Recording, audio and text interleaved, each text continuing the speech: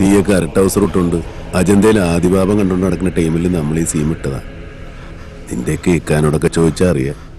എന്തേ ഉള്ളാമുട്ടുണ്ട മര്യാദക്ക് പറഞ്ഞോ, ഇല്ലെങ്കിൽ നിന്റെ സെല്ലുലോയിഡ് ഞാൻ അടിച്ചു പൊട്ടിക്കും.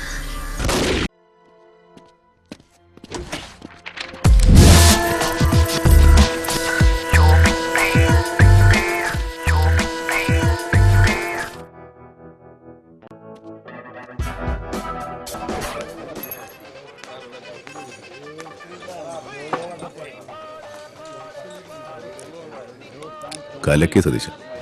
താങ്ക്സ്.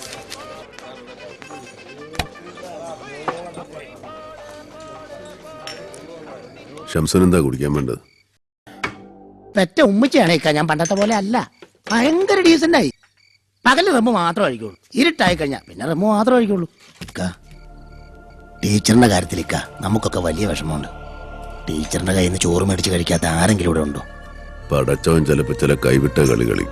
അങ്ങനെ അല്ലിക്ക പിള്ളേരൊക്കെ പറയണത്. പള്ളിയുടെ അവിടെ വർക്ക്ഷോപ്പ് നടത്തുന്ന സേവിയില്ലേ? ഏത് മുന്ന സേവിയ? അവനിപ്പോ റിട്ടയർഡാ. പകരം അവന്റെ ഒരു അനിയനൊരു ആറാമറപ്പുണ്ട്, ഫെലിക്സ്. അവനും അവന്റെ കമ്പനികളും അറിയാതെ അവിടെ ഒരു പണിയിൽ നടക്കിയിരിക്കാം.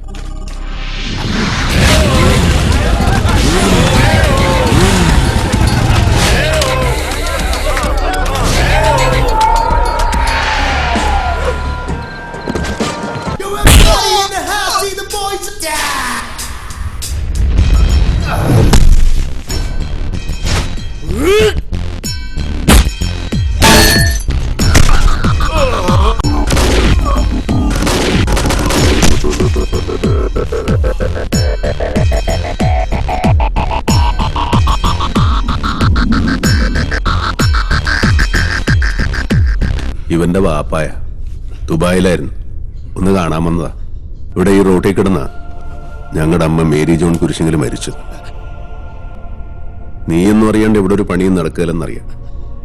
പറ, പണി കഴിഞ്ഞ അടുത്ത വിമാനത്തിൽ ബാപ്പാക്ക് ദുബായിക്ക് പോകാനുള്ളതാ. വേഗം പറ. നമ്മുടെ കയ്യിൽ മൂർച്ചകളുണ്ട് കേട്ടോ. ഇത് പഴയ കൊച്ചൊന്നുമല്ല, പണി കിട്ടൂട്ടോ.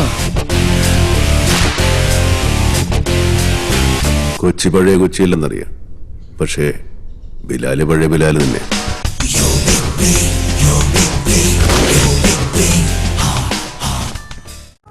കോളനി കയറി അവനെ പൊക്കുക എന്ന് പറഞ്ഞാൽ ഇച്ചിരി ചടങ്ങ്. കോളനി എന്നല്ല, അവന്റെ ഉമ്മാന്റെ ഗർഭപാത്രത്തിൽ നിന്നാണെങ്കിലും പൊക്കിയിരിക്കും.